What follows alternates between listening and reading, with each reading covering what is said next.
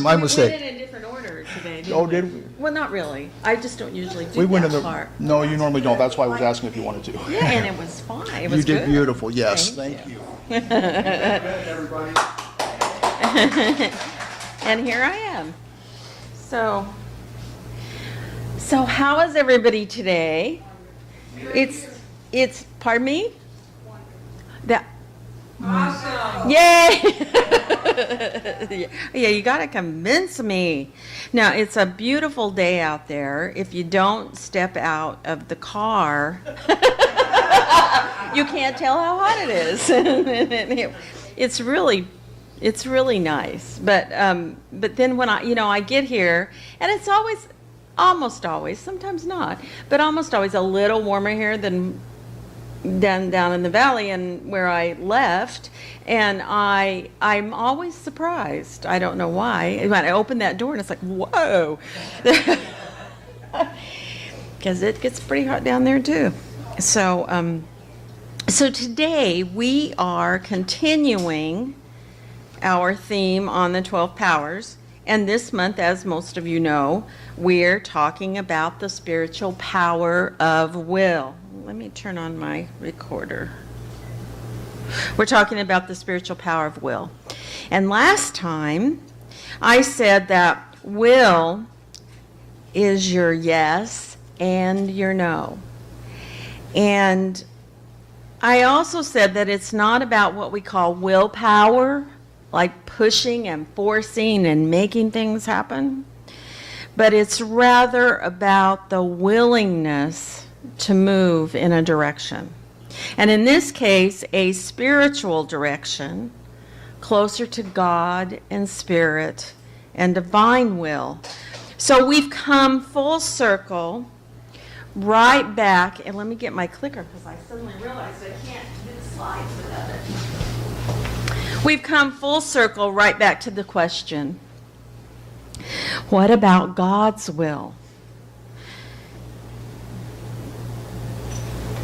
I also know, because the reason we ask this question in Unity is because we're always talking about creating our own lives and co-creating with God. So then it's like, well, what about God's will? If we are so responsible for our own lives, where does God's will come in?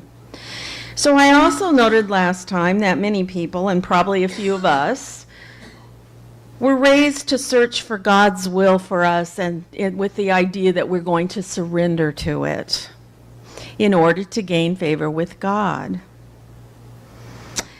And that God that we were trying to gain favor with, in most cases, we saw as some figure outside of us, watching over us.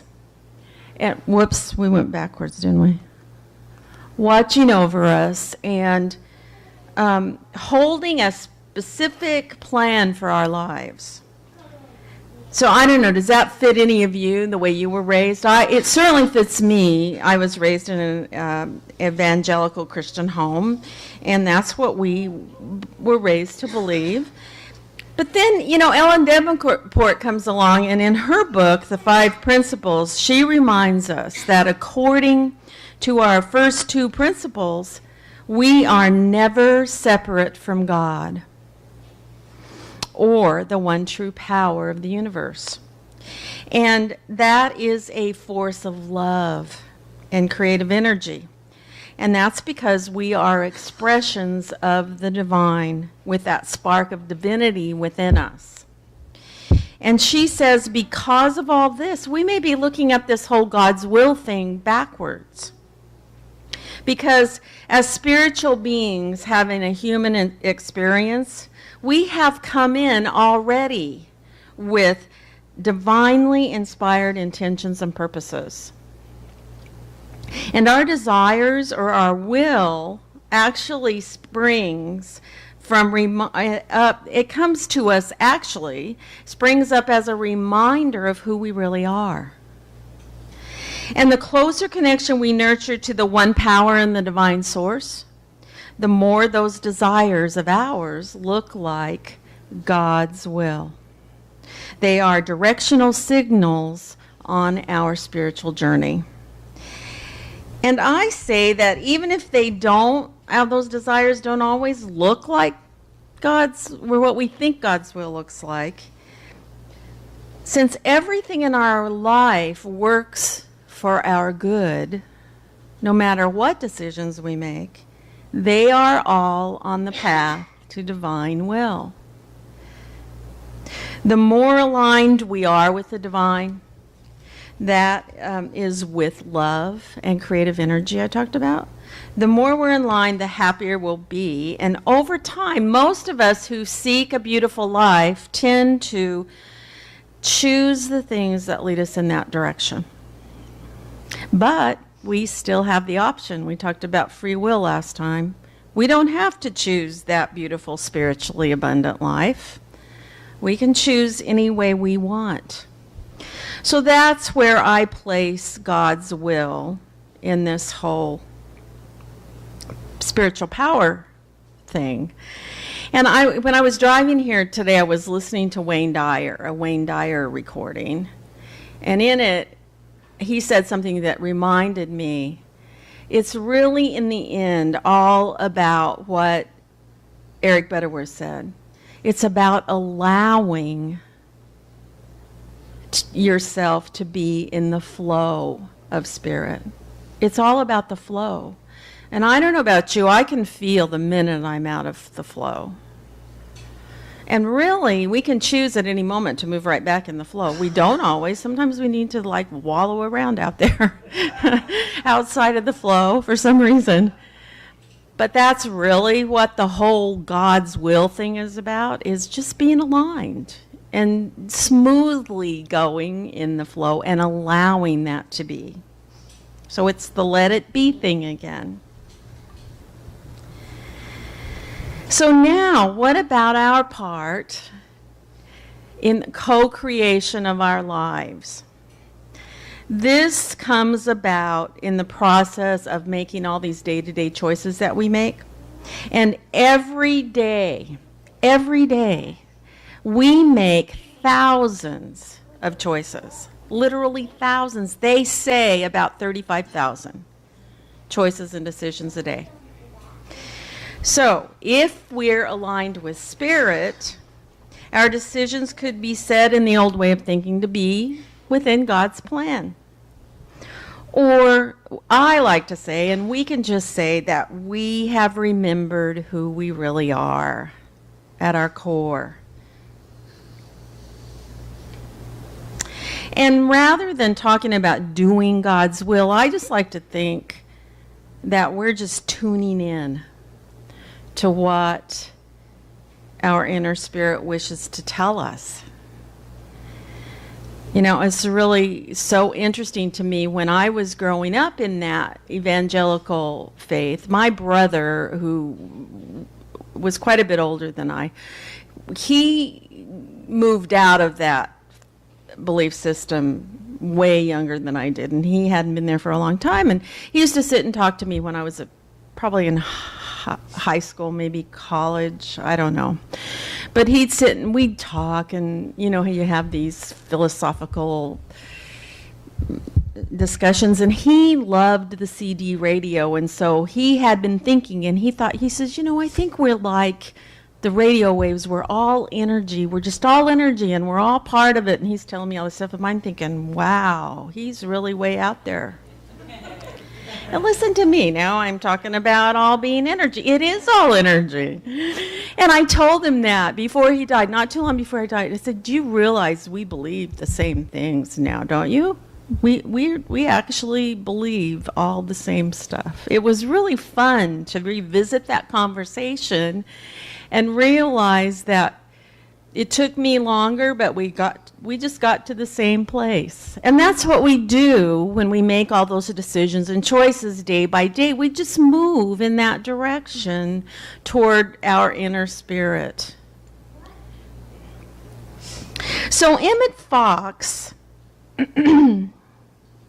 well, and let me say one thing. The way you do that, too, is to spend more time listening. So if you spend a little bit more time being quiet and listening for what your inner spirit, your inner Christ consciousness is saying to you, You know, if I had done that more earlier on, I might have gotten to where he was faster, right?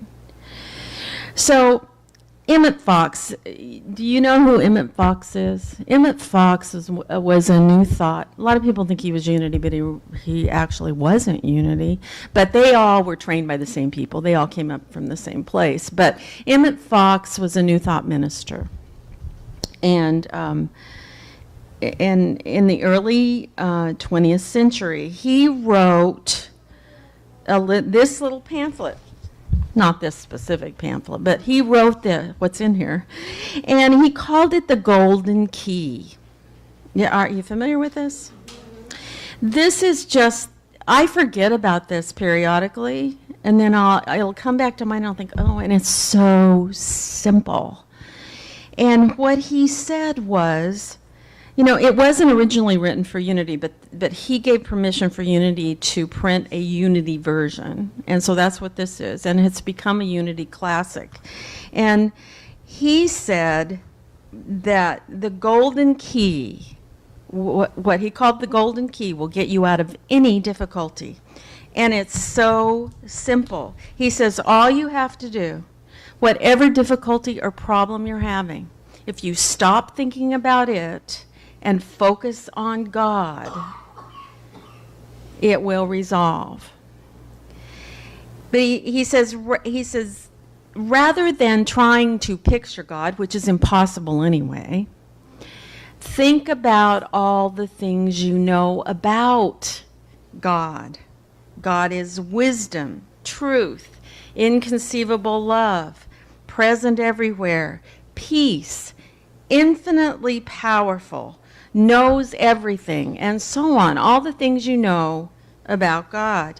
Think about that. Stop thinking. Just stop thinking about the problem.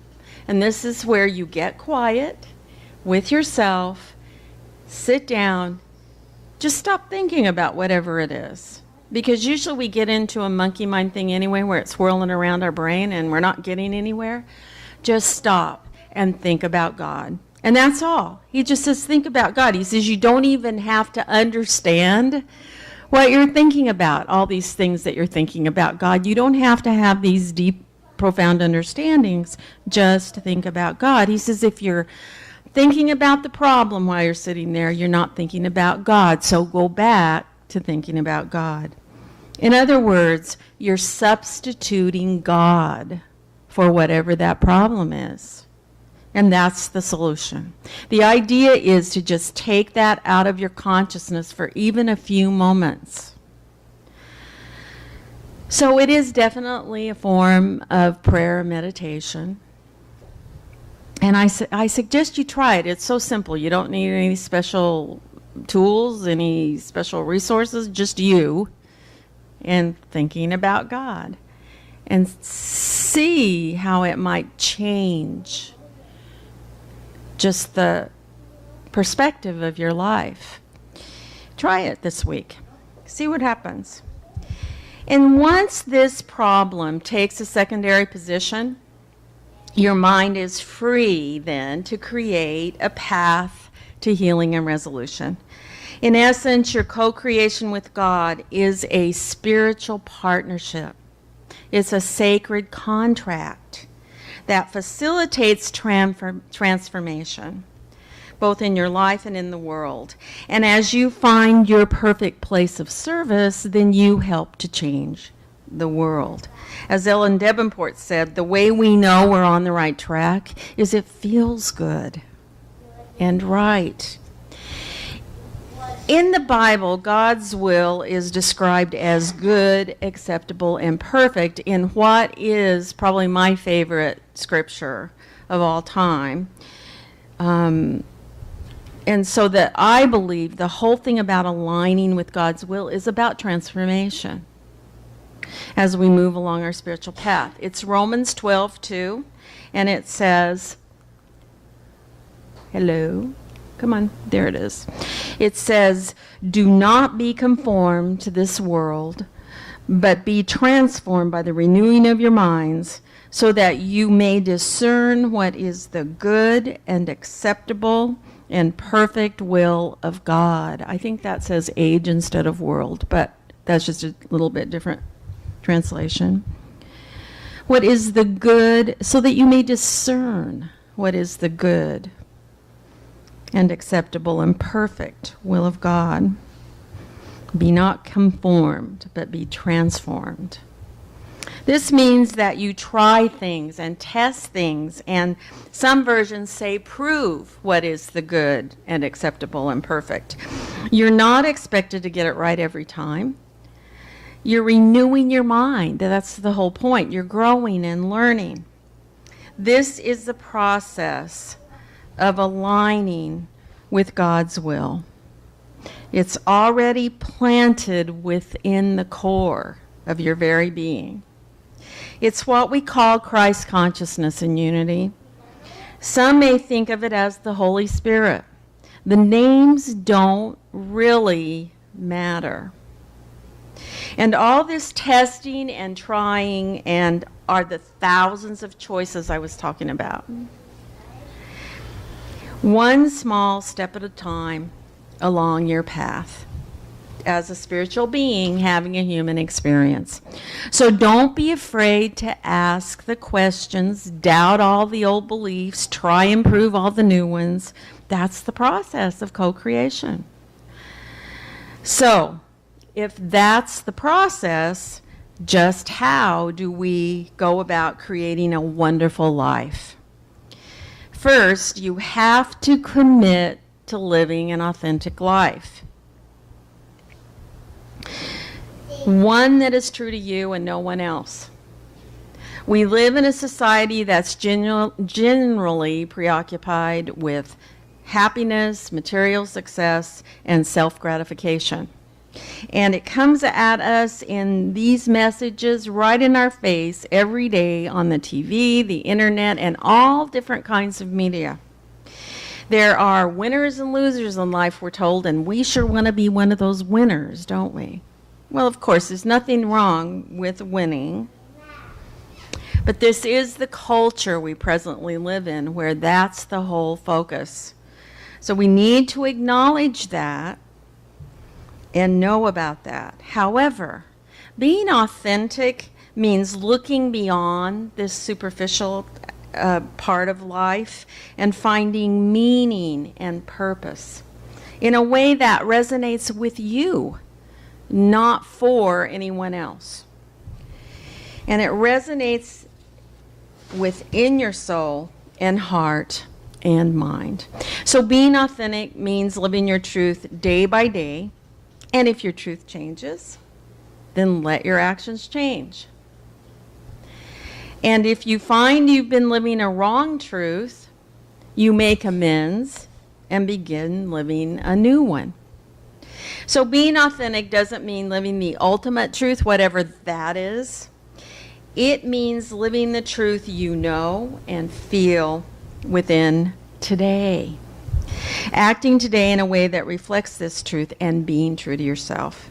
Second, to create a beautiful life, you have to create a vision of what you want for your ideal life. So your vision needs to aim to answer questions like, what life do you want to have lived at age 30, 40, 50, 60, 70, 80, forever? What life do you want to have lived?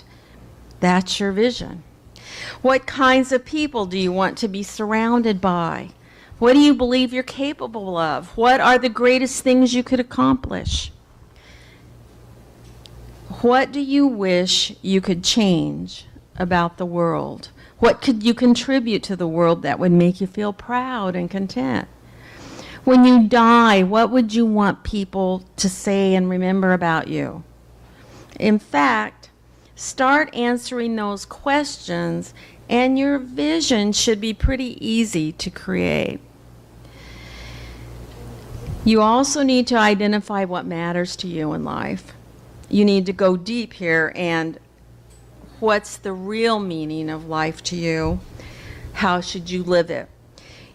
Your answer to what matters to life won't be perfect, and it won't be like anyone else's. The point is to put a stake in the ground and just move toward it. You can change your answer anytime you change your mind. So regardless of your answer, there will be things you want to do or be, and there are resources to support those experiences. So the next list you want to make are the categories of things that matter to you, and they can be things like health, relationships, time, wealth, experiences, accomplishments, contentment, or whatever yours is. Yours will be different from this because it's yours. Your list can and should look different, and it's all about what matters to you. Your vision will consist of an overall description of your ideal life, combined with a list of these areas that matter most, and then some goals for those. And that's just a basic way to create a beautiful life. Next, in order to create a beautiful life, you need to know that you will achieve large dreams by taking small steps. It's just one little step at a time. The good news is you don't need to be ready to take this massive action before you move. Of course, there will be things that you can work hard and fast on, especially when a problem becomes a crisis, but for the most part, you'll be taking one step at a time toward your beautiful life. And most of the time, it's much better to focus on that one step daily or weekly. Fourth, you only need to see as far ahead as your headlights allow. When you drive at night and you turn on those headlights, you don't expect to see the whole trip. You just need to see as far as so you don't outdrive the speed you're going. And that's just the way life is too. You only need to see as far ahead as the resources you have to work with. And finally, follow your gut and enjoy the journey. So have you ever asked yourself what it would take to be as successful as Bill Gates, Steve Jobs, Wayne Dyer, Oprah Winfrey, or even Thomas Edison? Clearly, all of these people were passionate about their fields of expertise. They were creative and hardworking, but they also relied on something we all have, which they call instinct, intuition, or a gut feeling from an intelligent, all-knowing source. In Unity, we call that divine mind, which we carry within ourselves as Christ consciousness.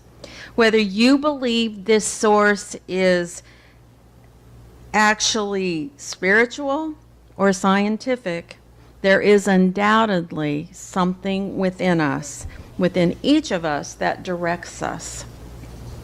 And finally, just relax and enjoy the journey. As you're creating your beautiful life, celebrate the successes. Stop and take a joy lap about your successes. And be grateful for your lessons, whether you learned them with grace and ease or through obstacles and challenges. And in closing, just a few more practical suggestions for co-creating your life, your dream life. First, remember that you call all the shots. It's your life. You have choices. You make the decisions. And you have to first make the decision that you want to live a vibrant, happy life. Your life is your own. You're unique and talented in your own way. And you have the right to spend your life doing the things you love to do. Remember, you do always have choices. Second, get a little bit selfish. Once you realize you have choices, the next step is to spend some time with yourself and figure out what you want those choices to be. What do you want for yourself? Maybe you have a love of music and travel or deep sea fishing, anything, and you want to design a lifestyle that includes those things. Do it. There's nothing that keeps you from doing that. Sit down, do some good, hard soul searching, and figure out exactly what you really want your life to look like. And finally, embrace change and just do it. Once you've nailed down what you want your life to be, it's time to do it. take action and start making those dreams a reality. Change can be scary, but this kind of change should be a little bit exciting too. George Eliot said, "It's never too late to be what you might have been." And your sacred contract of co-creation with God is the perfect opportunity to do that. So I like to say, and you might have heard me say this, as long as we're here, we must have stuff to do. So take the plunge, create your own wonderful life, and in the process, find the good and acceptable and perfect will of God. Thank you.